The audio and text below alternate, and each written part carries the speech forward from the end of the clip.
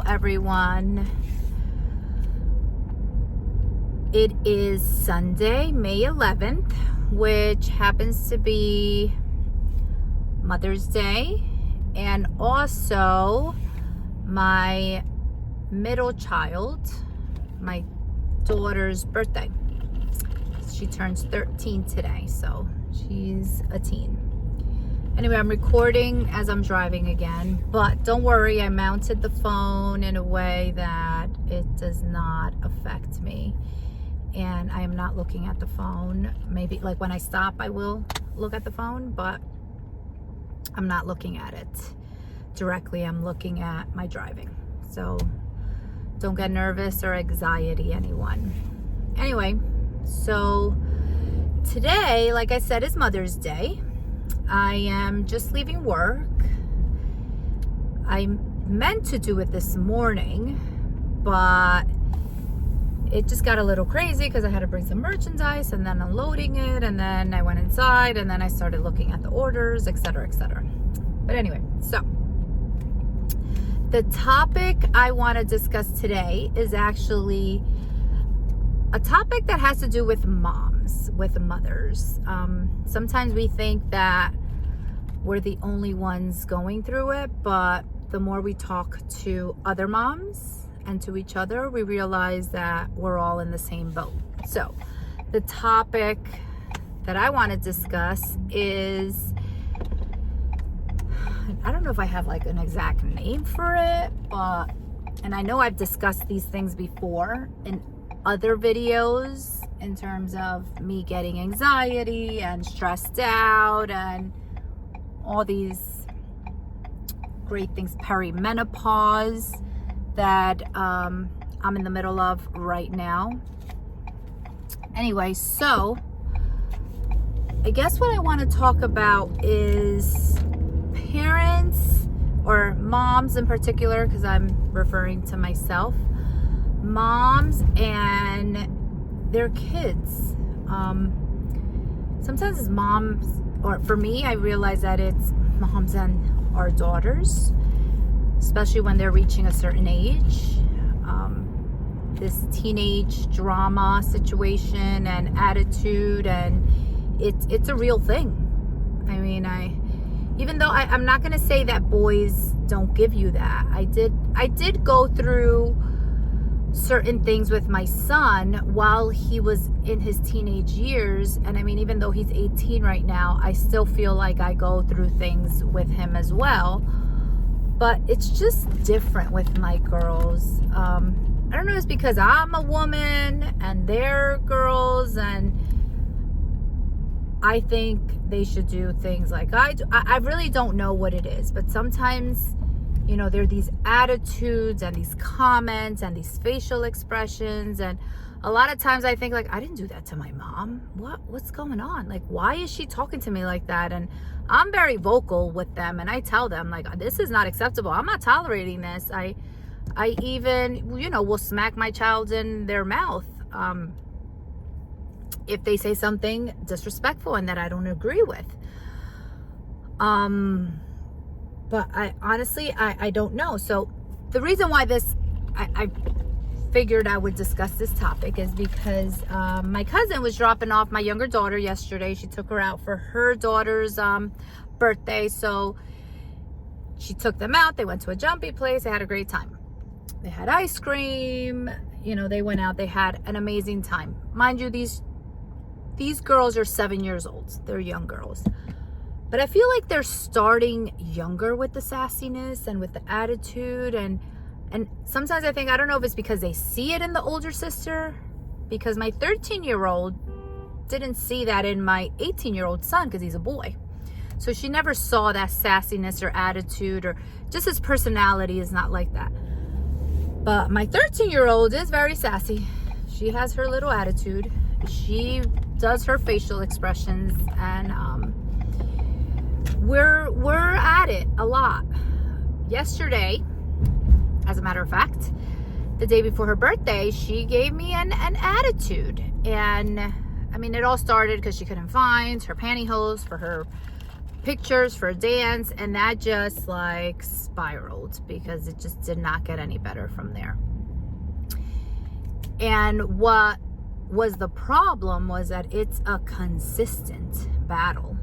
Like, we're arguing about the same things all the time. And I tell her, I'm like, I'm warning you. I understand if I told you 5 minutes ago, get ready, but I've been like prepping you for days because I know how you are. So you take a long time.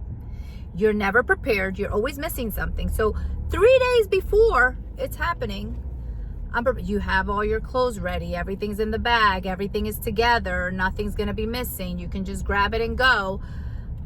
This is the time we're going. This is what we're doing. Your makeup, your hair. Who's doing it? You're doing it. Okay, you're prepared. That was 3 days before the event. 2 days before the event. 1 day before. The morning of the activity. And she was like, I'm good. I'm good. Even the day of, which was yesterday, I tell her, like, I'm going home. I'm going to go for a walk. When I'm back from my walk, we're leaving. Sure. When I'm going for my walk, she gets on her bike and is like following me and my 7-year-old. And I like stopped her in her tracks. I said, where are you going? Like, you have to get ready. We're leaving in 30 minutes. And she goes, yeah, it takes me 2 minutes to get ready. It doesn't take me long. Okay. I get ready quick. All right. But you still need to go home and get ready because it's 30 minutes. So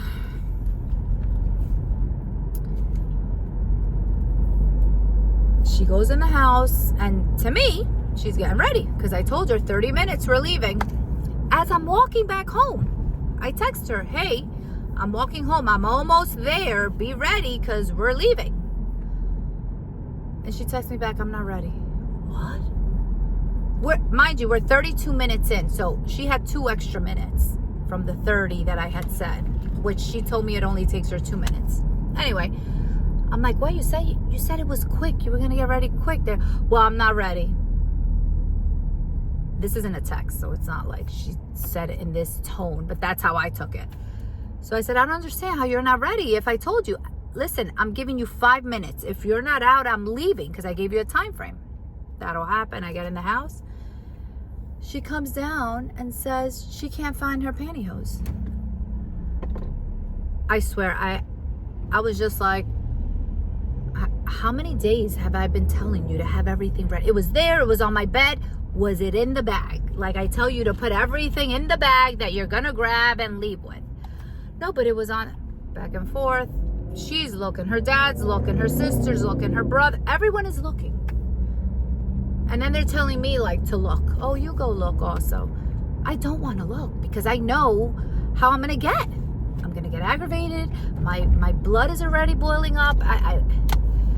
So eventually, 2 minutes in, I go up and I lose it. I just start throwing stuff out from the closet, throwing it on the floor, looking everywhere, lifting up the bed sheets underneath, looking in everywhere, closet, everywhere I could look, I was looking. And I just lost it. I said, this is consistent. I said, if this is a new thing, I understand, but this is every time we have an issue with finding something. And I have been prepping you for this. And I saw the pantyhose the day before. I did see it on the bed.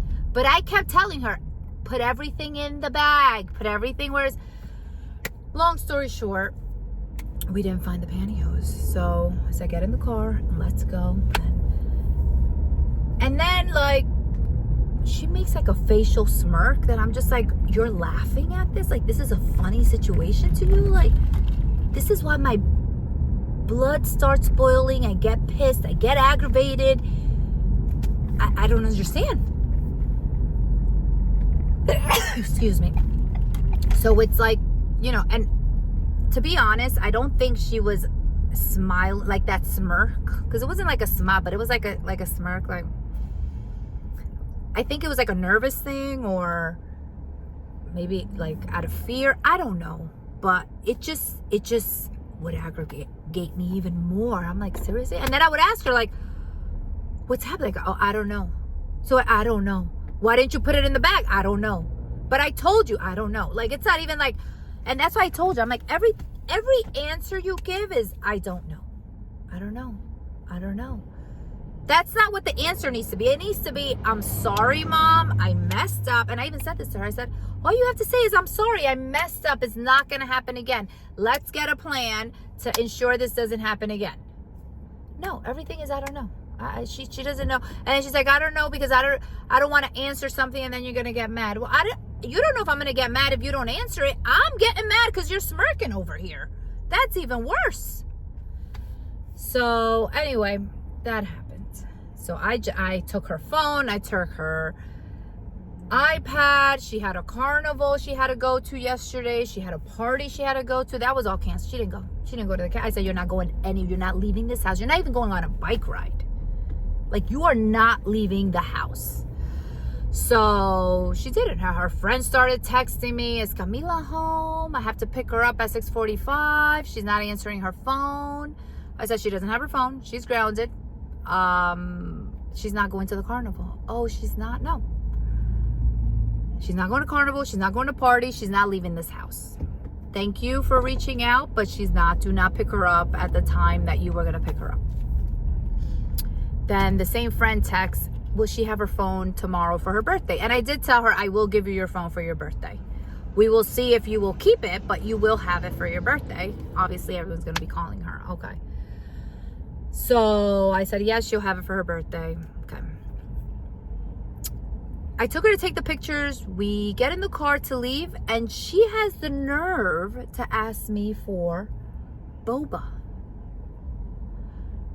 Can we get boba? What? I was driving her and her friend that's in the same class, and they take the same dance class, and they were taking the same pictures. And she goes, can we get boba? I said, you are seriously asking me if you can get boba right now after what happened before we got here? Yeah, because we're thirsty and we're hungry. I said, no, that's not happening. You're not getting any boba. That is for sure. And she didn't. She didn't get boba. I know she wasn't happy, but this is unacceptable. Honestly, even in my mind, I'm like, am I crazy? Like, what is going on that this child thinks this is acceptable?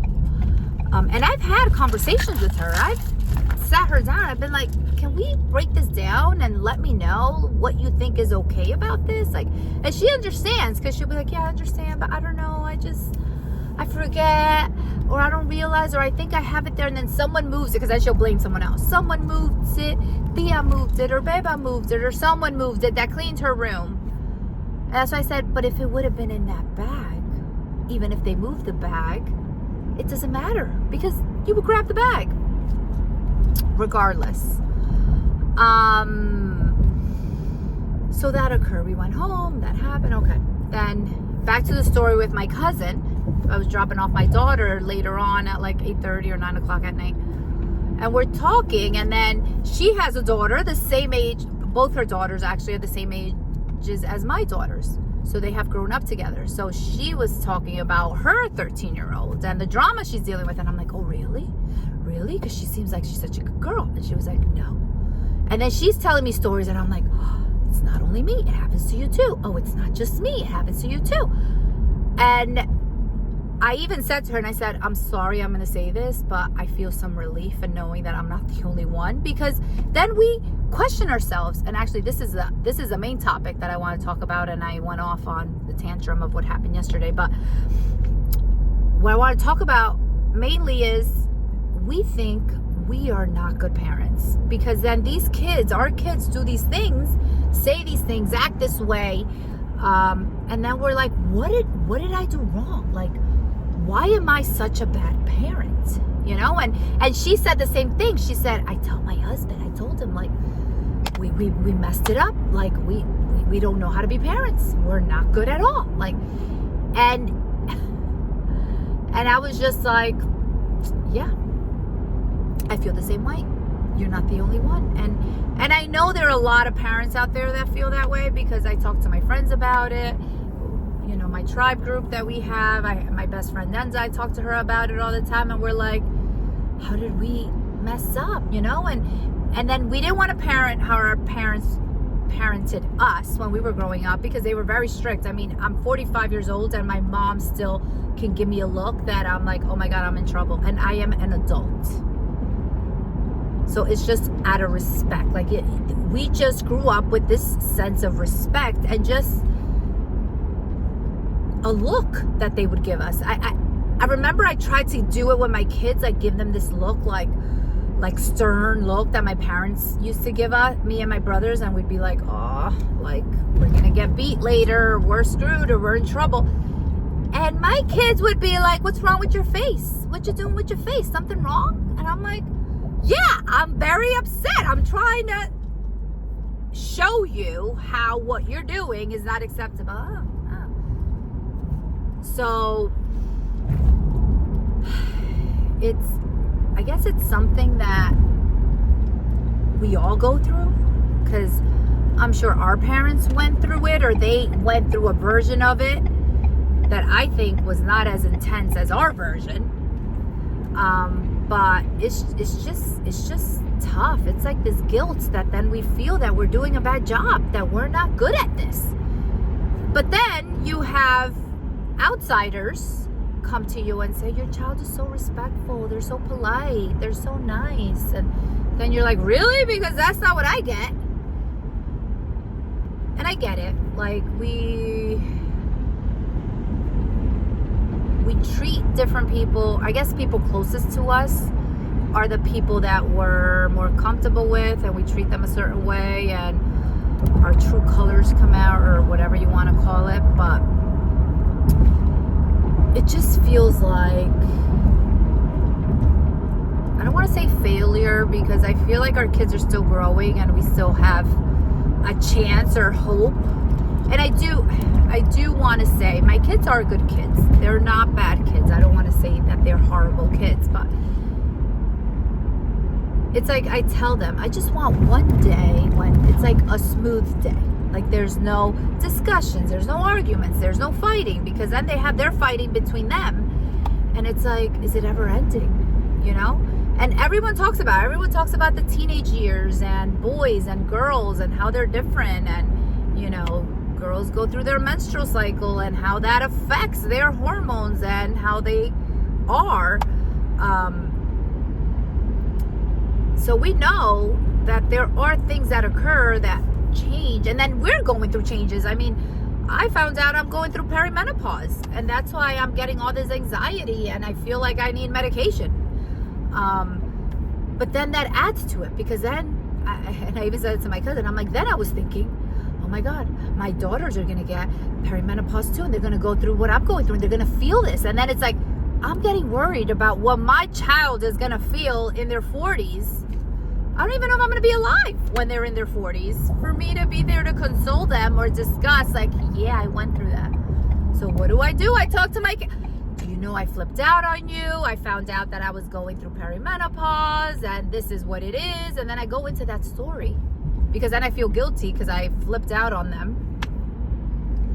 And then I explain to them, you're going to go through this perimenopause. And my husband's always like, you're not letting these kids like live their innocence, live like their childhood. You're making them grow up so fast. And I'm like, they're growing up fast with all these electronics, with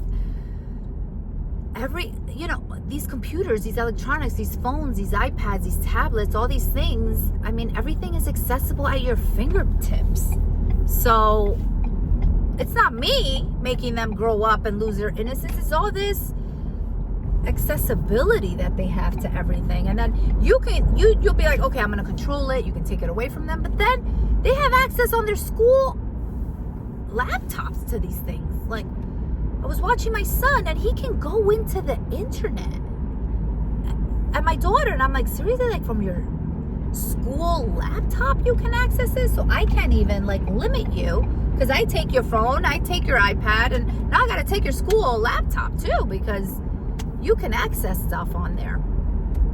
Anyway, point is, we feel guilty.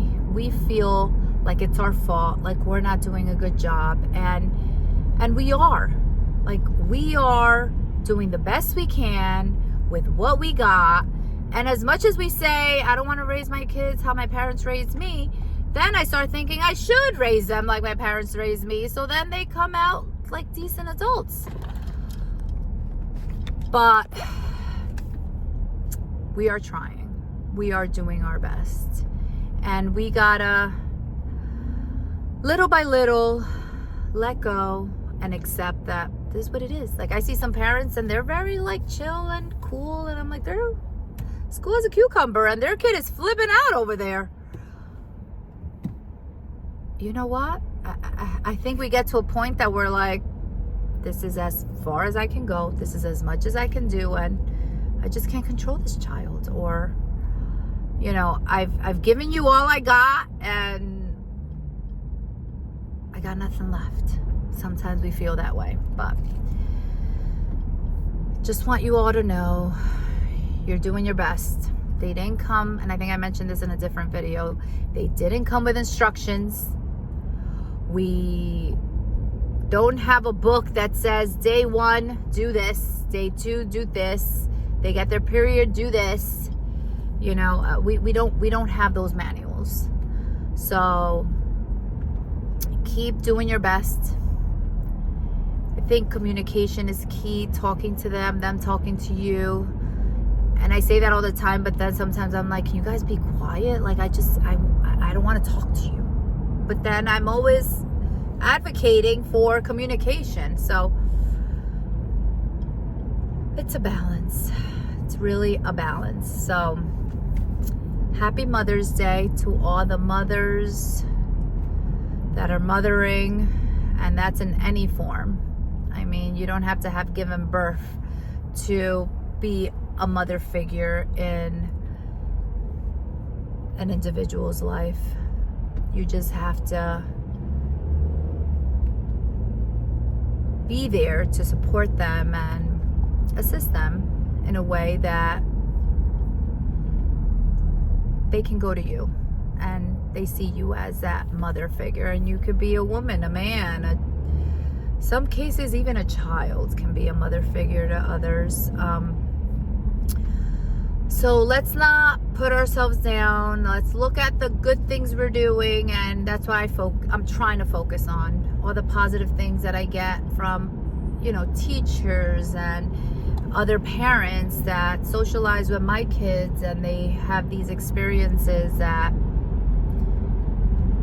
are great. Because you know what? My child is a good person out there in the real world. Maybe not in my house, but in the real world they are. So I'm doing something right. And I know at some point, I guess I felt what my kids feel about me. I felt it about my parents. And then we grow up, and then we're like, wow, my parents are amazing. Like, they're the best people in the world. I won the lotto with my parents. So looking forward to that day when my children feel they won the lotto with me. But I do love my kids. I do love their strong personalities, because I did want to teach them to speak up and defend themselves and say what they say what they feel, and not let anyone, you know, walk over them. I guess what I expected was not for them to allow me to walk over them, but